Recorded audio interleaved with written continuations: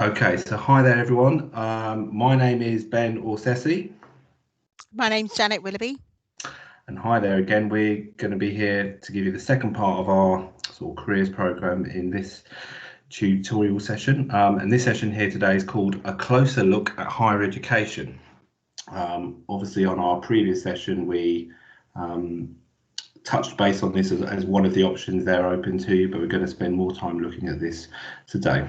So Janet and I will both be contributing to this. It will be parts of us talking to you, giving you information, but there will be activities for you to do as well. Okay, so let me run through today's learning objectives. Okay, we're going to give you some sort of navigational tools and research skills to help you about whether you should apply to university. We're going to compare some of the range and courses and types of universities available. We're going to spend quite a bit of time looking at the importance of location and the type of university. We're going to be looking at the Ucas sort of process and the tariff points. We'll be giving this obviously for A-level and Btech students as well. We'll also be showing you some sort of offers as well of recent students as well, so you can see a bit about a range of choices. And we'll also be touching on the area of undergraduate student finance as well. Okay, right, okay, so it's a big decision deciding whether to go to university. I mean, there are hundreds and thousands of university courses out there. We'll do a quick quiz questions on this in a moment. But I'll kind of say you don't, hopefully you won't feel overwhelmed by this decision. Our careers department at Angel Campus is, well established to help you make an informed choice in relation to this. And really, because you have so much choice, bigger than your existing A-level choices or your Btech subjects you're doing, hopefully you can, embrace this choice and make a kind of, a really worthwhile decision around what it is you want to study at university. Okay.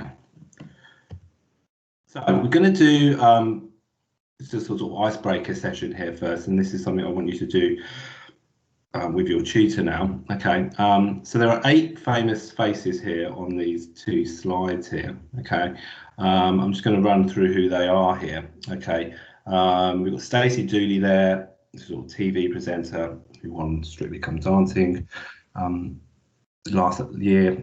Sir Alan Sugar, Michelle Obama, obviously wife of one of the ex-presidents, Barack Obama. Stormzy, their musician. Jurgen Klopp, Premiership football manager. Dina Asher-Smith, Olympic and global athlete, sprinter. Sadiq Khan, London mayor, and Dua Lipa, musician. So some of these people went to university, some didn't. Okay, so I just want you to have a discussion. I suppose you can put it there on the chat with your tutor and then have a think about who went to university or not. So we'll just pause it there for one moment, okay? Okay, so any thoughts on that, Janet? Did you have any ideas there? This is a really interesting one. I mean, I'm not a football mad fan, so I don't know much about Klopp, to be honest with you. But I know that Sadiq Khan probably studied law or something. But I don't want to give it away. I'll be intrigued to see what responses students have for these questions. So, I mean, obviously your teachers have gone through now and obviously given you the answers, and just to summarise a couple there. Like, I mean, Jurgen Klopp, he's got an equivalent of a master's in a sports science degree from university in Germany. Sadiq Khan's got I think it's a politics degree from what used to be called North London University, now commonly known as London Met. Okay. But some of these don't. Okay, so for example, Stacey Dooley doesn't. I mean, she kind of worked her way up in the media industry through doing lots of work and sort of volunteering and work experience. Stormzy doesn't. Dina Asher-Smith's an interesting one. I'm sure you've been told this by your tutor. I mean, she's Olympic and global athlete now, but also has also studied at the same time to do a history degree at King's. Okay. So hopefully, I mean, that's been just an exercise, not just a fun exercise to get you talking. I mean, hopefully, why do you think we might have done this exercise, Janet? What do you think might have been the reason for it? Pretty much so that you can see that, not everybody, follows a particular career path via university. So really it's about finding your way and navigating your own pathway towards success, with or without university. So I think these are really clear examples that you can achieve in many different ways. Yeah, and some of them, I'm sure the teachers told you. I mean, someone like Michelle Obama there, she's got a first degree in sociology, okay, in African American studies. What you study at university doesn't define what you might do as a job or career. I mean, she went on to lots of further study, I think, at Princeton.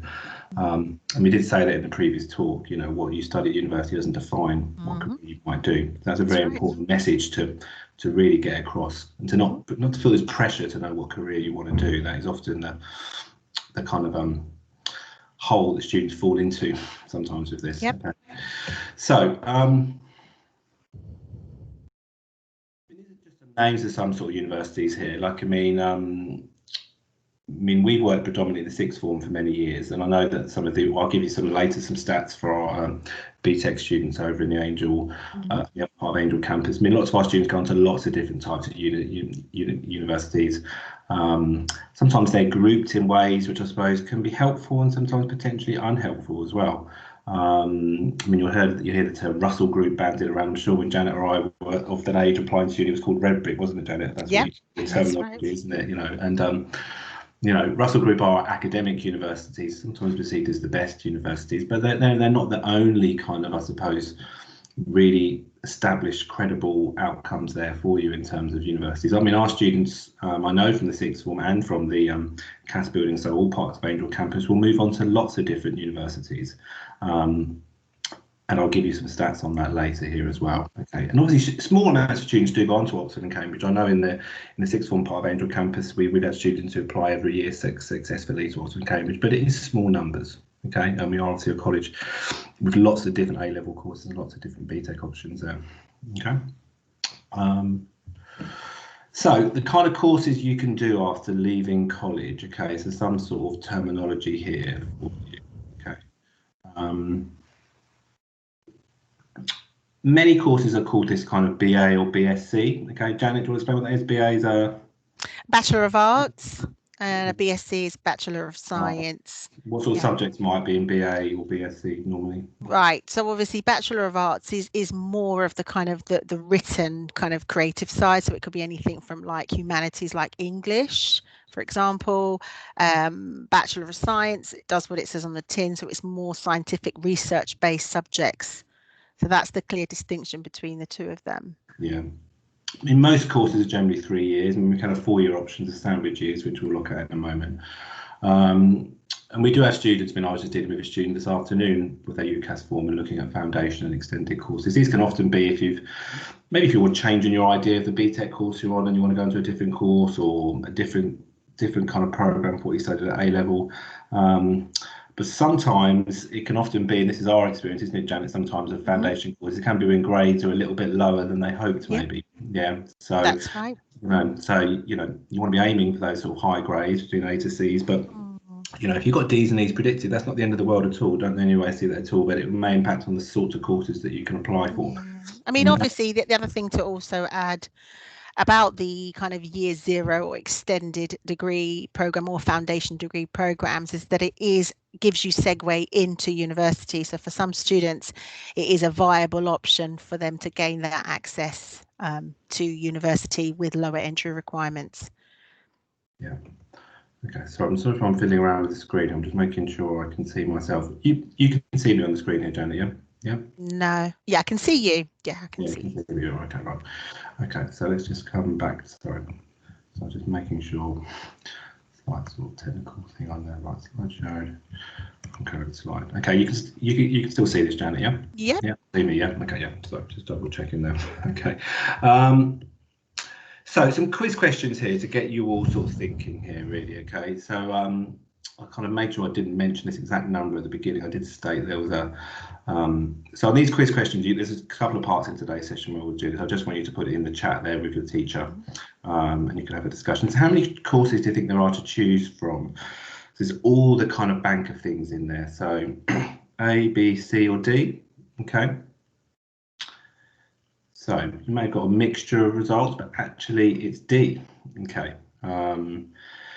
There are so many. So many, yeah. I mean, the key point I say quite a lot, Jan, isn't it? You know, there aren't 50,000 A levels or 50,000 Btech courses, are there? You know, so you can think wider than what you're actually studying there at the moment. Okay, so like I said at the start, to embrace that choice. Okay, and that's why we really emphasize the importance to research early, so that you can really navigate your way through all the choices that you have out there.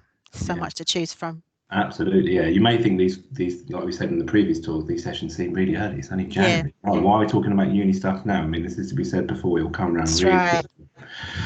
So, one for you Btech students out there. So, what was the most popular university destination for Btech Angel Campus students last year? Okay, I think I might have an E here. Yeah, I do. Yeah, okay. Right. Let's have a little thought. Put that in a chat with your teacher there. Okay. Janet, any guesses on that before we give the answer? Oh wow. Okay, let's have a look. I'm gonna guess at it's either Westminster or Middlesex, I think. Yeah. So it's Westminster, yeah. I mean, when I was looking at the destination stats of Btech students, those are all quite popular choices, or popular places where people will end up. But Westminster's popular for Btech and for A levels as well. But those are quite common kind of patterns, aren't they? BC, yeah. Yeah. Okay, so then one for you A-level students out there. So what percentage of A-level Candy students progressed onto London-based universities last year? So this figure doesn't change a lot. I mean, I've worked in the Angel site, Angel Campus A-level site for many years, and I mean, it's about sort of 56, but it's about 50-50-ish, 55-45. It was slightly more. I mean, obviously you've got lots of. I mean, why do you think that might be, Janet? That most people stay in London. Any thoughts? Oh, there are various reasons, aren't there, Ben? I mean, really, it's for some students, it's just the accessibility to and from home, the commute, you know, just in terms of the money, just being able to have hot meals at home is actually easier. It could be the type of course they're looking for, specifically in a London-based university. There's so many reasons. So I can understand why it pretty much is 50-50 there. I mean, also, I would say there are lots of London-based universities, isn't there? There are lots of things in the Greater London area as well. So you have a lot of choice as well. So yeah, okay. Again, there isn't a right or wrong answer in that, really, whether it's right to stay in London or not. I mean, it's very much a personal choice, isn't it? It's a personal choice for you and your family in lots of ways. Okay, so you're going to do another little exercise, I think, now. Okay, I want you to, so I'm going to sort of pause the PowerPoint here now, and with your teacher now, I want you to mark on this tube map, or you could find a tube map yourself. I want you to mark where you think these kind of London universities are based within these parts of the map. Okay, so you give you about 5 minutes or so to do that with and then you'll kind of have a discussion with it. So we'll just pause there for a moment. So the purpose of doing this, I suppose, just to show very quickly, I mean, lots of London universities are based all over the place, aren't they, Janet? There's lots of students applying to somewhere like Brunel, and Brunel was over here with, I don't want to mess my screen up here, but it's in Uxbridge in the top left-hand left-hand corner there, and places like Greenwich and Kingston and these sorts of universities, and Hertfordshire are spread over sort of Greater London, aren't they? Really? Yeah, I mean, obviously Greenwich and Kingston are. Greenwich is kind of southeast London, Kingston is southwest, and Hertfordshire is only, I think, about half an hour on a train from Finsbury Park. But you know, if you had a 9 o'clock lecture and you live down in a part of Tower Hamlets or Hackney, you've got to get there. You've got to think about that commute, isn't it? You know? Especially in London, you pretty much have to factor in at least an hour and a half journey time, especially if you've got an early morning lecture.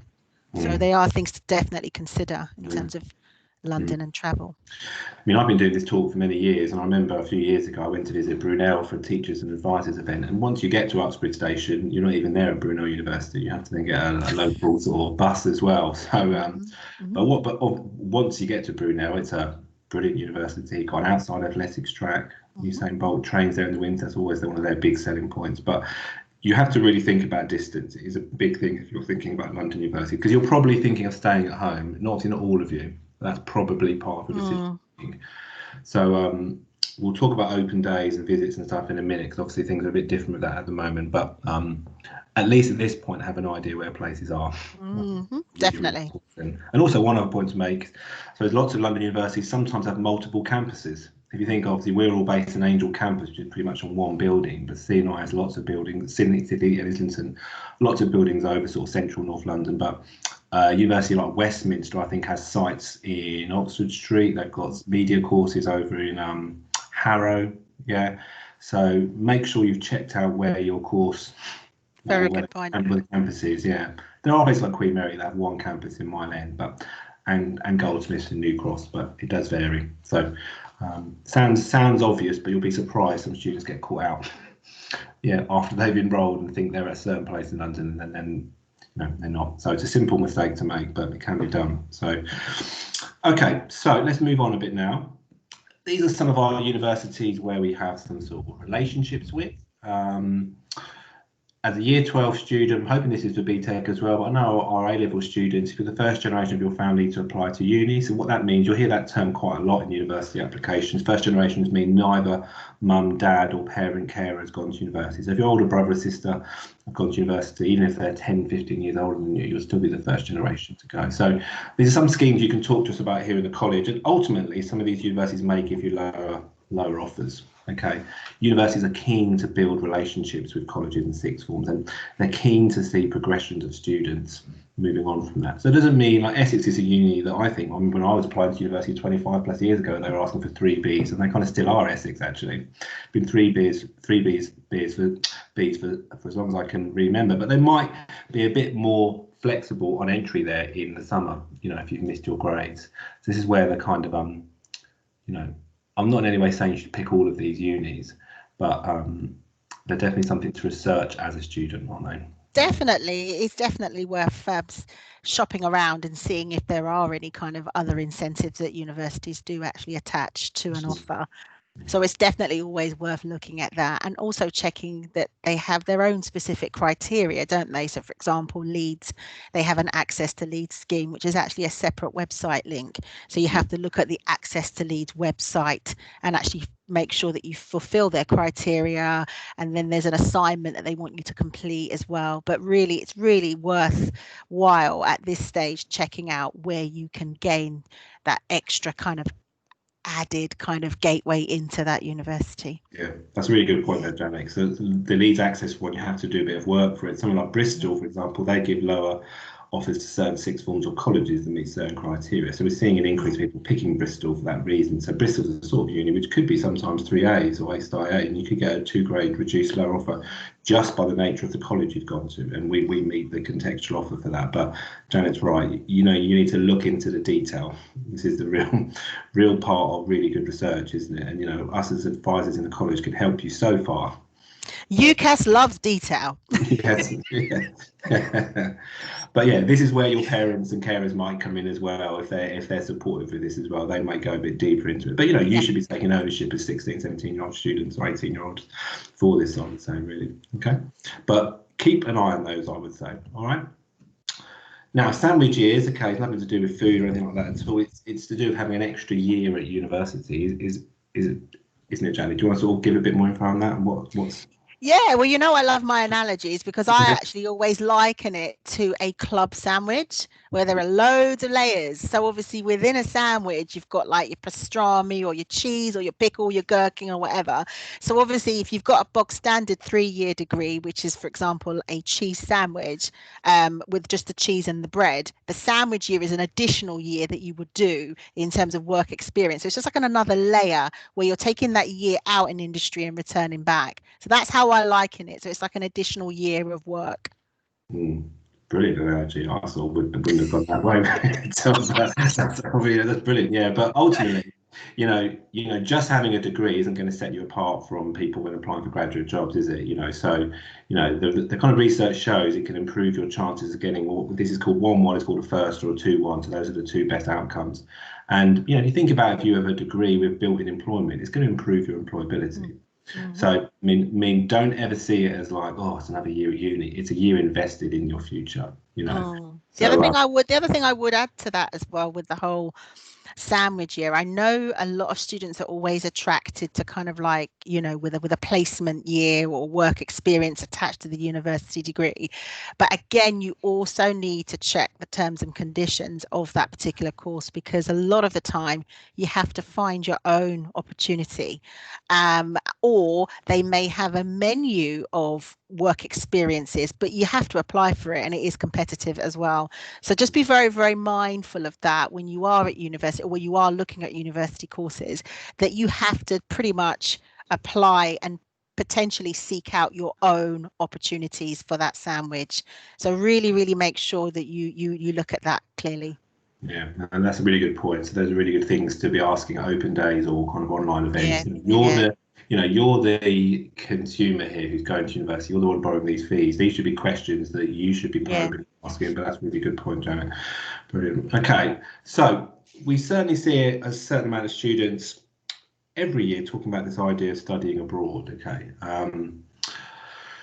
ultimately, the studying abroad thing is done through a different process. It's not done through Ucas. I mean, I would say with this, I'm only going to touch on this today. I mean, this is really a reason for making a careers appointment in lots of ways, to talk about this on a one-to-one.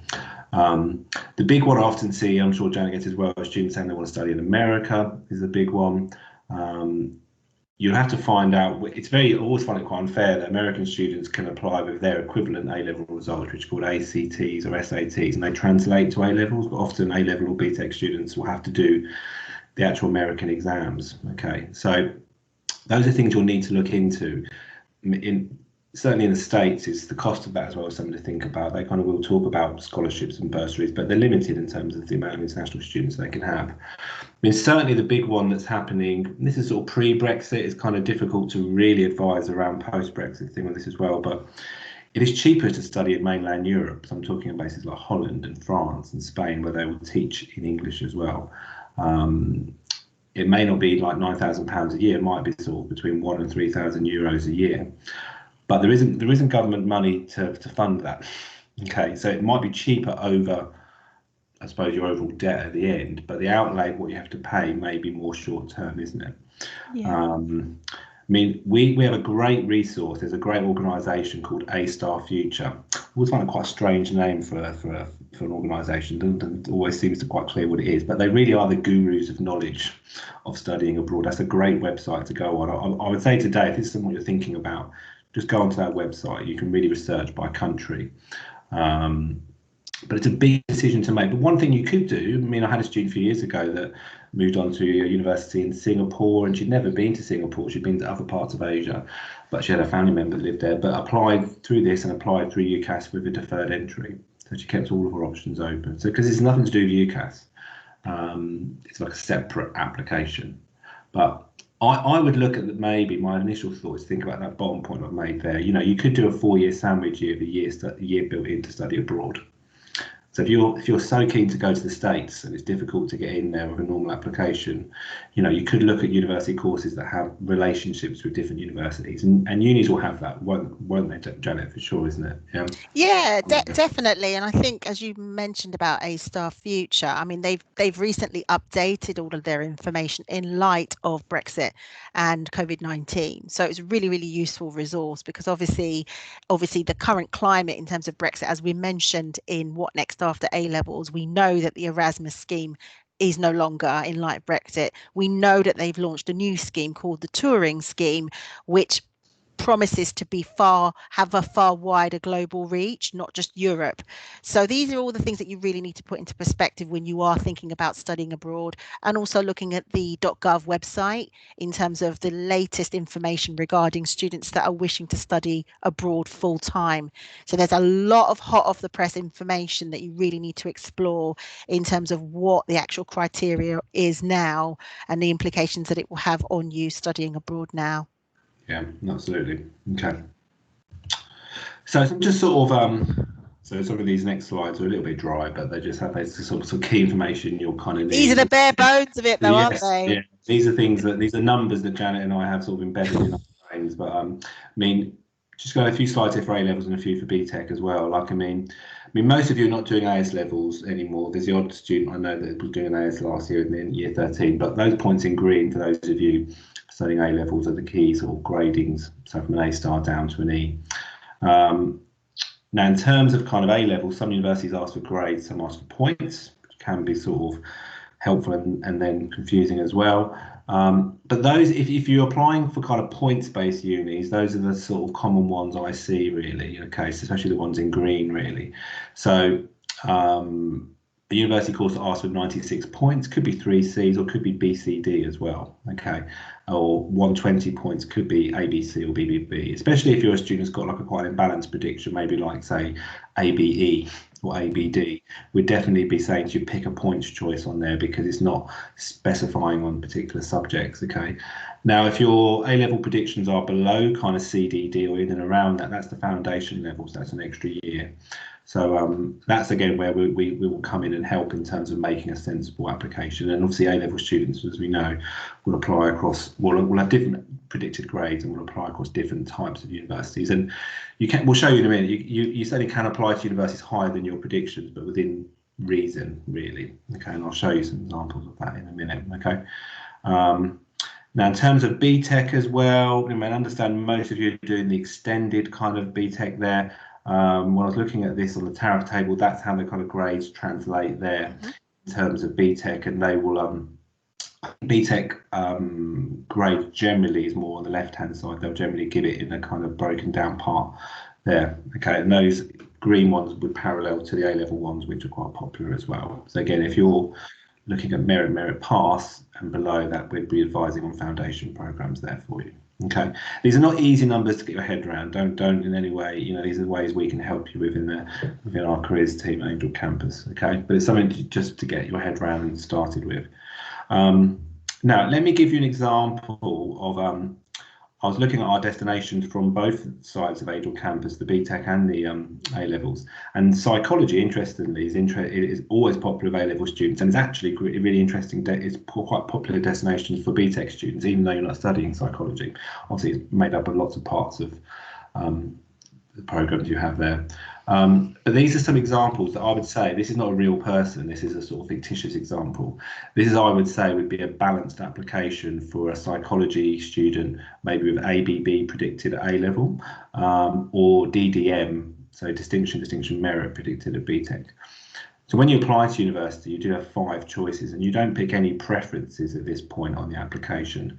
It's each university choice doesn't see where else you've applied to. It doesn't go into a ranking. It's only later on where you pick a final 2 choices. But if this was a real student, and Janet and I see this quite a lot when we're overseeing more Ucas forms, this could be a student that's applied sensibly because he or she has offers or potential choices slightly above their predictions, on their predictions, and slightly below. And they're also choosing a range of choices there across London and non-London. Okay, so I know this could be a big decision with students with their mums and dads and parents and carers about they maybe don't want you to leave, but you're not making that decision in kind of the start of year 13. So this student could have options which would have to be finalised around April, May or June for this year's current year 13 students actually. But I would be fairly confident this student would get a lot of offers, wouldn't they, Janet? Probably. Yeah, there's a good balance there. There's good balance there, and and they've also picked Sussex, which is a first generation, so it's a kind of link uni as well. So that's what we want to see on the application. And when we approve or when we oversee your UCAS form, the one rule it's a concrete rule, but it's a rule to be fair. We just insist you have one choice below your predictions, which is kind of fair. And this applicant has almost been a little bit too safe, really, I would say. They probably could twist it a little bit, really. But as long as you've got a choice below your predictions, it doesn't mean you have 1 below and 4 excessively high.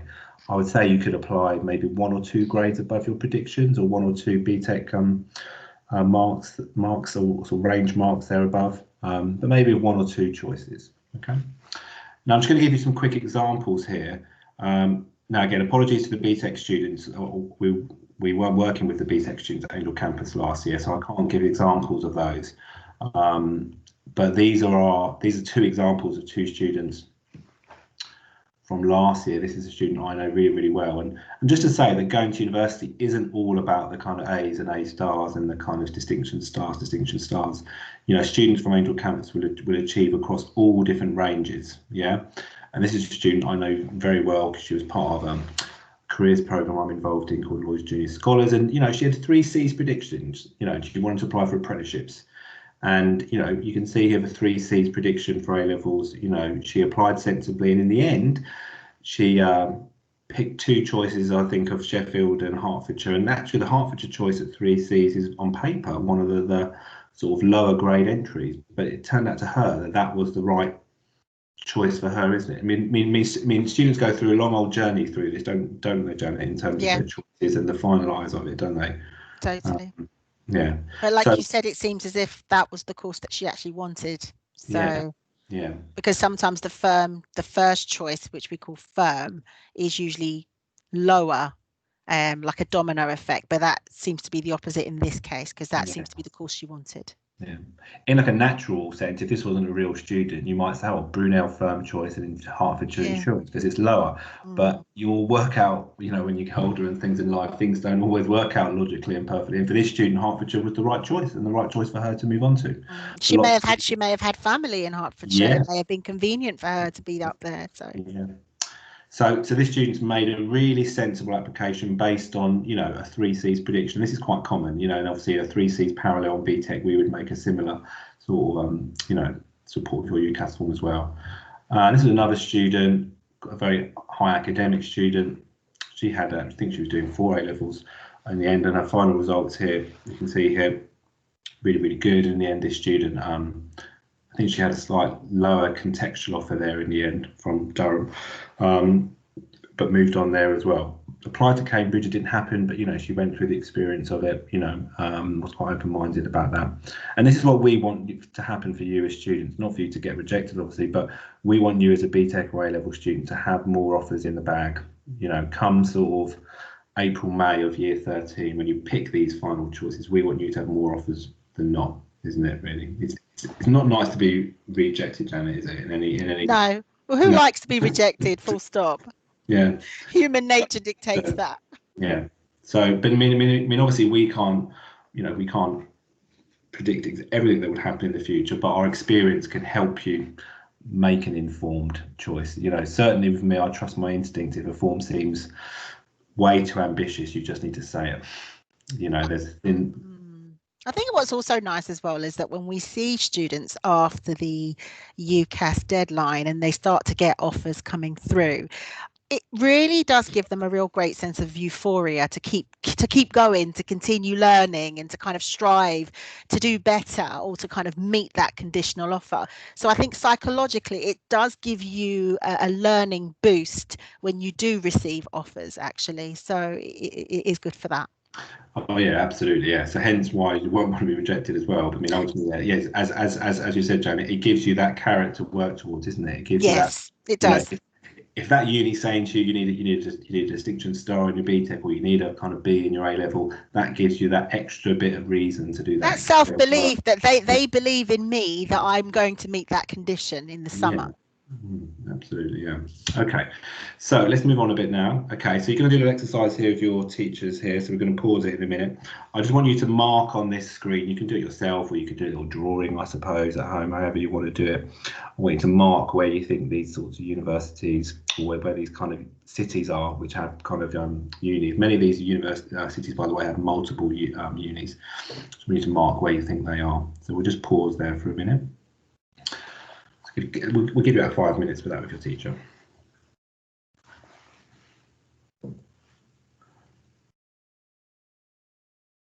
Now, I have just we'll come back here. I've just realised I haven't got the answers from this. The teachers, you'll have to I've just realised there isn't a slide of that, it's on a different thing. But hopefully you've worked. I mean, most places are. Ucas did some research a few years ago, and most people maybe they move away from home up to sort of 2 hours away from home, but 2 hours could be, you can easily get to a train to Manchester on a train from London, isn't it, Janet? It's possible to get to, things are not as far away as you may think. And, that's right. Open days at the moment are a bit more challenging at the moment in terms of what you can do, but hopefully when lockdown restrictions changes, you can at least visit places a bit more, and we'll come on to what universities are offering on an online support. But this is a really important, I suppose the main reason of doing this exercise is to get you you know, to have an understanding of the importance of environment, because you could do all the research you want around courses online, that's great, but if you're going to move out home, you've got to make sure you know what the place is like and how it makes you feel and how you think you're going to fit in. I think is really, really important. You know, you all live, most of you I'm sure probably live in London, study in London, which is a multicultural, multi-diverse place, and you've got to work out whether everything is the right fit for you. You could be on the right course, but it'd be in the wrong place. The same vice versa. Yeah. Okay. Anything else you want to add on that, Janet? Yeah, just basically do your research so that you have a clearer understanding of, in terms of like even things like the train fare, how long it's going to take to get there, you know, in terms of where is the campus, you know, where is the university based, you know, distance traveled. I mean, there are so many layers. The more I'm talking about your accommodation, how far it is going to be from your university, where it's situated. But really, it's just, you know, it is time to kind of get out that map and really start to understand where, you know, on the map you want to go to. You know, for some students, it's about the social scene. I mean, obviously, I'm saying that in light of COVID, but you know, the social scene beyond COVID-19, and that's really important for them, that they're based in a more of a city where there's more of a buzz. For some students, they prefer more of a quiet, more rural location. So it really depends on also the type of person that you are and where you want to land as well. So it is really, really important that you do your research in terms of location. And that again, let me say, is a real personal choice. You know, and again, if you're you know, family members, I suppose, are uneasy about you moving away from home, and we understand and we get that. You know, often, you know, with lockdown changes and stuff, and you'll have a bit more freedom to do things. They need to come with you to some of these visits as well, because how your mum or dad or the brother or sister or cousins feel, you know, those are the people that will have the biggest impact on your decision making. You know, teachers and careers advisors like ourselves can say everything we want and will have an impact to a certain extent, but those are the people where your heartstrings are with, isn't it? You know, so yeah. If they feel comfortable with you being there, I'm sure that will have a massive impact on whether you think you should pick it. And what I would say really to all of you students, A-level or Btech, is if you're really unsure about whether you should move away from home or not, when you pick those 5 choices on your Ucas form, just pick a mixture of London and outside London. Because as we said, you're not making that final decision until April, May, really, of year 13. Okay. Right, let's move on. Okay, so I promised you at the start, these are some of our, so we first look at our A-level destinations. So from the Angel campus, or from our A-level students last year, these are where most of our students ended up there. Okay. You can see Westminster was highly placed as it was with the Btech students. Any idea why I've got them ones highlighted in red, Janet, do you think? I have no idea, Ben. Okay, those were, if you were listening earlier to other students, these were the kind of partner unis that we have. Yes, Essex is very interesting. Yeah, I mean, over the years in the A-level side of Angel campus, more students are moving on to Essex, which is interesting. So these partnerships do make a difference. Yeah, and interestingly, those top sort of 4 or 5 don't change very much every year. Okay, and interestingly, your Westminsters, Greenwich, Middlesex are your kind of B's and C's type unis. So those are the grades you're working towards. Brilliant. Not a problem. And yes, students do move on to like kind of Imperial, UCL, Oxford and Cambridge, but it's kind of replaced and kind of, you know, 4 or 5 students placed there. So don't anyway think I'm saying you can't go to those units, because you can, but it'll be smaller numbers at the moment. Okay.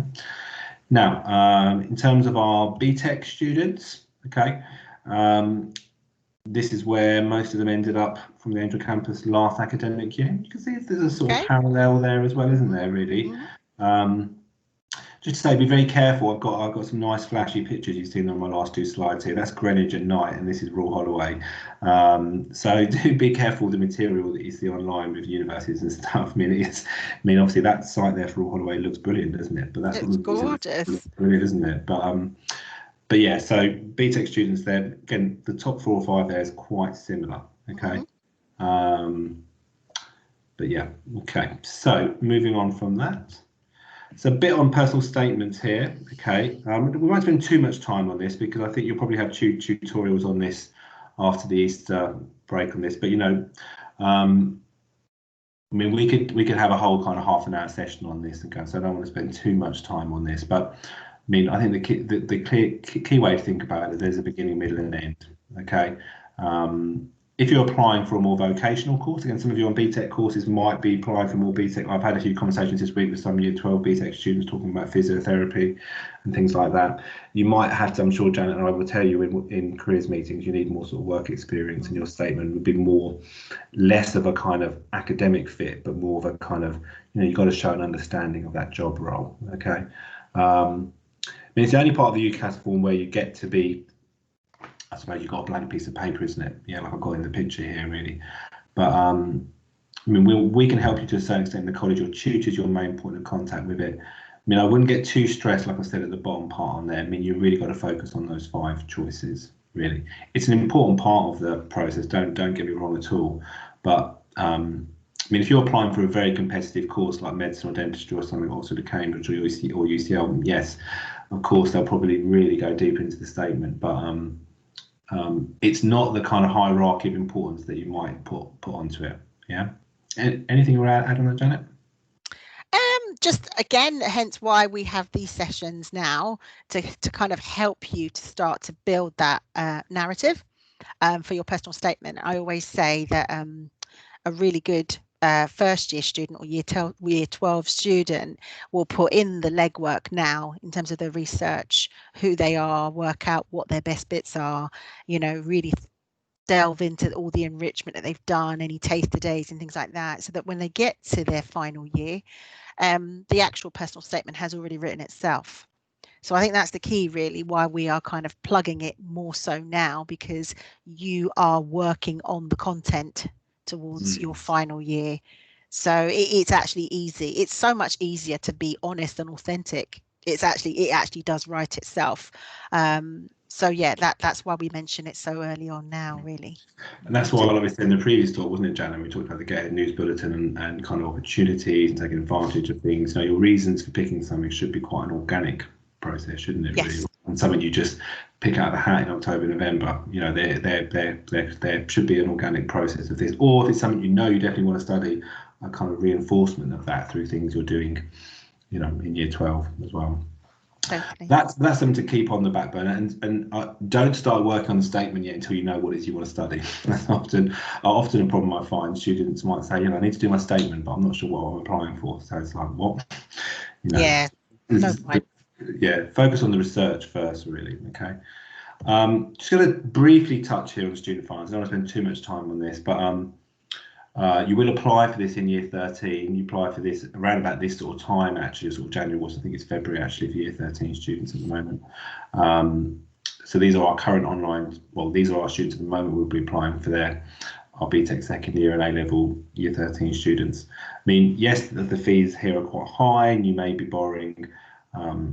Lots. If you imagine 9,250 times 3, and then plus maintenance loans, it could be 30 to 50,000 in debt, and that's not an easy way to sugarcoat that. But it is paid back over your lifetime earnings. Okay, so it's based on, you have to be earning over a certain threshold. That threshold's actually been increasing over the years, which is actually a really good thing, actually, in lots of ways. So, earning 26,000 as a graduate, that's a really good salary to be on. Okay, and you do pay just a percentage of that.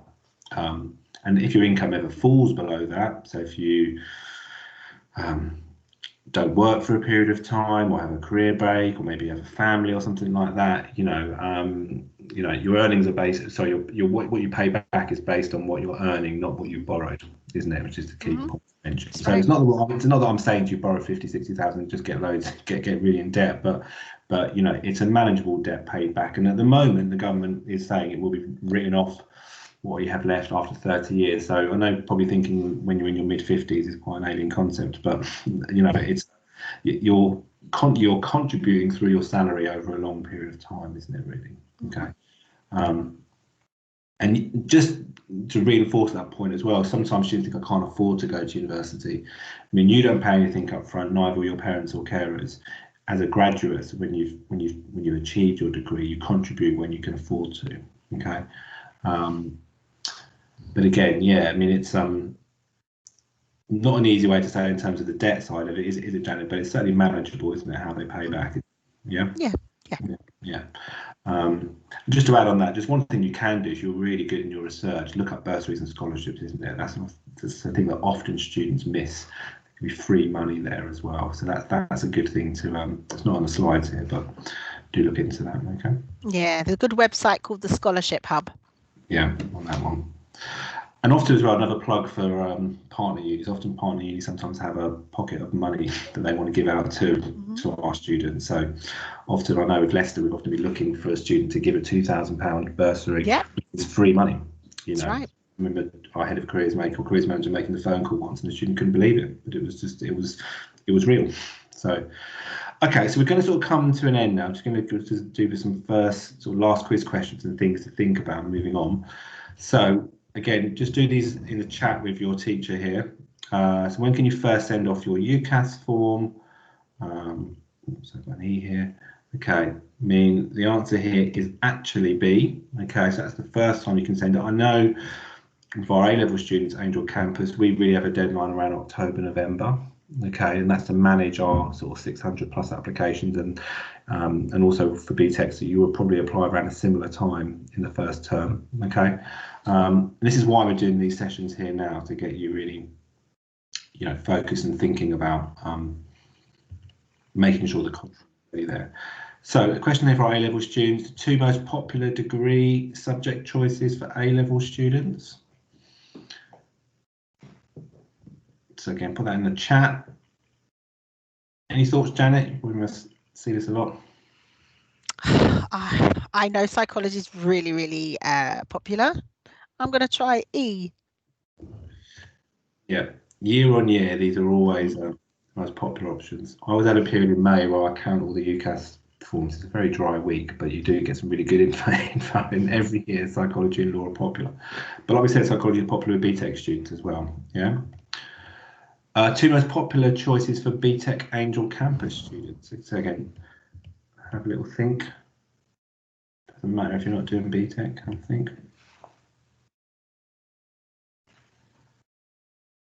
So the answer here is actually engineering and biomedical. Those are all popular Btech degree courses. So really interesting. Obviously, it's no massive surprise because you're all doing science-based things. That's right.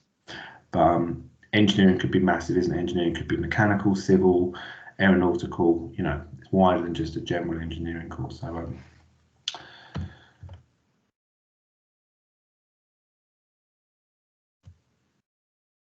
Now, which of these is a real university course? I always ask this question every year, and sometimes it produces some responses, but it's actually all of them. Okay.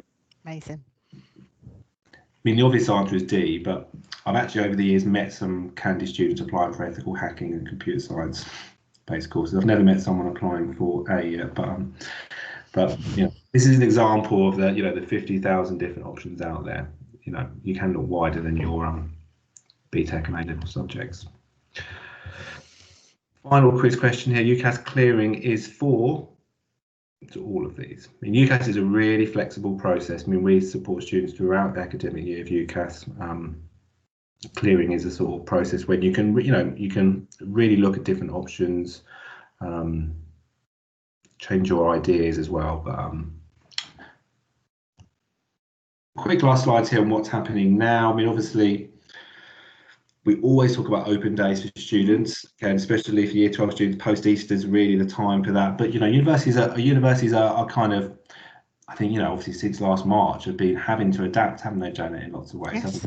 Really, you know, they've had to provide, I mean, I suppose a virtual kind of alternative, haven't they, in lots of ways? Totally. Yeah. They've had to adapt to this change, really, and I think, you know, we are all in it together. So we're all trying to work out the best ways to deliver the information, and universities definitely have been great at that, offering a variety of different virtual open days. We touched on it in the first session, what next after A levels and Btechs, in terms of, you know, accessing the university taster days, which are all virtual now, and you know, we've managed to all convert that way, really, in terms of open days and fairs and things like that. So definitely adapted to that change. I mean, I think for you students now, I mean, let's be, you know, we don't spend all our life talking about the current situation, but the reality is You know, the world should be quite a different place in September, October. Things should be a little bit, you know, but your research here is going to be impacted on this a little bit. But you need to do as much research as you can online, but also on these kind of virtual things. I mean, it won't be the same doing a Bristol University virtual tour as it is to go there. I mean, we can't dress that up any differently, but you can gain a bit of an insight, and hopefully, you know, things will be different come September. Hopefully, you know, in terms of what you can do travel wise, you'd be able to visit places. That's what I was saying to our last year's year 13 group. I was saying, even if you can't get into the uni, at least you can try and get to the place, you know, and have a feel for the environment, because that's research you would do anyway, isn't it, Jen? Yeah. Just the uni. If you're going to go to a different city, you need to see how you feel about being not just in the uni and the campus or the halls of residence, how you feel about the whole place. So that's something you should be able to do within the coming months. Fingers crossed, we would say, isn't it? Yeah, totally. Sort of top tips for you as students. I mean, there's loads of things. I could have a whole 3 or 4 slides on this. I mean, one of the points is to book an appointment with Janet, or I think after you've had these careers talks, it's a good time to make an appointment, really, because obviously these sessions are booked quite in a general sense. I mean, the year 12 is not a warm-up year. I mean, obviously your predicted grades for Btech or A-level will shape your decisions, like we've shown you here. So don't see it as a warm-up year. I mean, that top point there about module course content, I use that all the time. I was doing it with students today and this week about showing module course content on Microsoft Teams here. I mean, that's something you can do in a careers appointment with us now as well. And that really is the detail. When you look at university website, you're inundated with so much. But, you know, you're borrowing £9,300 a year to study your English or history or biomedical course or engineering course. But what isn't going to change is you need to pass that first year of modules to get onto year 2. Yeah. So you've got to, and I'm not being too, you know, defeated here to say, you know, you don't have to love everything, but you need to like more than you dislike of those modules, because being self-motivated at uni is, you know, one of the key things. And US students, I was saying this to a year 12 Btech student this morning, you're actually going to be really well prepared as students to go to uni, because you've had to adapt to your learning in a way that no 16 and 17-year-old would ever have to do, even though C&I pushes you in lots of ways. But yeah, the module course content. Anything you want to add there on unconditional offers, Janet? We sort of see that quite a lot. Don't we sometimes? I mean, obviously, it is an attractive carrot, you know, that somebody is pretty much saying, we will take you no matter what. I get it, but at the same time, just be very, very mindful when a university is saying we will take you, you know, literally as you are right now, just get through and we will have you on the other side. Is that psychologically, again, going back to what I was saying about receiving offers, it's nice, it's fine and dandy to receive those offers. It gives us all a nice warm feeling inside. But unconditional, we don't want it to actually, we don't want you to lose the study habit. Number one, that sometimes psychologically, if someone's saying they'll take you no matter what, the last thing we want is to actually start to dip in our grades and our attainment level. So just be mindful of that. And also sometimes when the offer is very much on the plate, that we will take you no matter what, you may well be swayed by that and take that as your firm offer, your first choice, because of the fact that they're saying we'll take you no matter what. But what you may be ignoring is the fact that, do I actually want to go to that university? Had they not made it unconditional, would I be going there in the first place? So just be very, very mindful about that. Yeah. And also sometimes university can say, here's your offer, so it's 3 Bs at A-level or distinction merit Btech, but if you pick us as a firm choice, we'll make it unconditional. They can be, you know, I think it's something, you know, speak to the people you trust, you know, speak to your teachers, speak to us as career specialists in, you know, within Angel campus. You know, we can offer you you know, we are never going to tell you what to do. That's something we will never do, but you know, we can give you an advice to look at it in a kind of more holistic way, really. Okay. It is great for those students though, when you see them really excited and it genuinely was their first choice, and they genuinely were excited for that opportunity, and then they're given that opportunity to say, well, we'll take you. That's when it works. Oh yeah. As Janet said, you know, taking your foot off the gas, you know, going even further. If you want to get even more technical, there's some graduate employers might go back to your A-levels or Btech results. Okay, it's human nature is to take your foot off the gas a little bit, but don't lose sight of the bigger picture. And obviously, you want to do well for yourself, you know, and your family. I'm sure, you know, and that should be the main motivation there, really. Okay. So we've given you a whole wealth of information. There are loads of other slides or things we could have spoken about today. Yeah, I mean, obviously in our first talk on what next with Janet and I led on, also Janet led on a little bit more. There are loads of interesting options here, you know. Like we said in the last session, these aren't exclusive options. You could be a student applying to uni, thinking about apprenticeships, thinking about degree apprenticeships, thinking about having a gap year as well. Okay.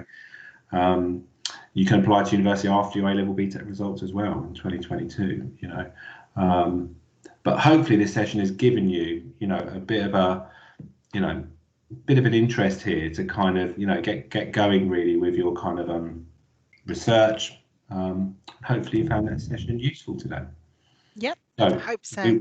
Yeah, so we'll finish there. So I've been Ben Orsesi here today. And you still are Ben Orsesi. I still am, yeah. And you've been... And I am Janet Willoughby. You are Janet Willoughby, yes. So we will leave it there. As I said, do feel free to get in touch. You know, we will happily speak to you and we'll sort of, you know, talk to you on a one-to-one basis. Okay? Definitely. Take care. Thanks very much.